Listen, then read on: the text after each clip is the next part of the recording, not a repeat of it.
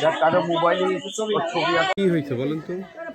আমার নাতি ওই মেলে যাই কাম হরবার যাইয়া রোজা ছিল পানি মহি দিবার সময় যাইয়া তারপরে গত রাত পরিষ্কার বানাচ্ছে খাওয়া দিয়া তারপরে ওই আর একজন সেই এইটি কইরা উন্ডা আবার বলে যারা নিয়ে গেছে 3-4 জনে আমার শ্বশুর গেছে মেলা রাত্রে ধরেন একটা হুন্ডা ভাড়া করে গেছে 1200 টাকা নিচ্ছে। 2 জন মানুষ গেছে এইখান থেকে ফরিদপুর 1200 টাকা নিচ্ছে একটা হুন্ডা ভাড়ায় 2 জন মানুষ গেছে রাত্রে যেহেতু গাড়ি পাওয়া যায় না। তারপরে কি হয়েছে? তারপরে উন্ডা গেছে তাই উন্ডা আবার যারা আগে নিয়ে গেছিল তারা চলে এসেছে। আমার শ্বশুর গেছে আর একজন আমার কাকা শ্বশুর গেছে ঢাকা থেকে মানে ফরিদপুর থেকে কোথায় নেয়?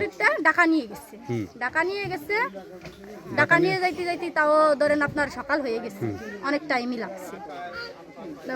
তারপরে ঢাকা নিয়ে গেছে শুনছি ভর্তি করছে। ভর্তি করার পর হাসপাতালে শুনলাম যে 250 বেডে এটা শুনছি মানে ঢাকায় নিয়ে গেছে ঢাকায় নিয়ে গেছে 250 বেডে ভর্তি করছে। এখন শুনি যে অপারেশন করা লাগবে তো আমাকে বাড়িওয়ালা আর কি ওই যে মরছে সজীব তার বড় ভাই 15,000 টাকা একজনের কাছে রাত 2টার সময় যায় আওলাদ করে আনছে। আওলাদ করে আইনে প্রথম ফাটাইছে 5,000 যার কাছে গেছে তার কাছে বিকাশে 5,000 টাকা 60 টাকা নেই। সে বিকাশে 5,000 ফাটানোর পর আবার রাত সিঁড়ি খাওয়ার সময় 3:30টার দিক ফোন দিচ্ছে যে আবার টাকা ফাটাবো।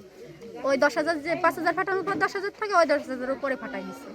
পরবর্তীতে সকালে হলো আমার নানি শাশুড়ি আইসছে ওই যে সজীব মরছে তার নানি সে আসার পর টাকা ফাটানো লাগবে আরো অপারেশন করা লাগবে ওষুধ নেই। আমার শ্বশুর ওষুধ দোকানে যে বসে রয়েছে। মানে এই যে মিল কোম্পানি কোনোভাবে দিছিল আপনাদের ওই সময় অর্থ?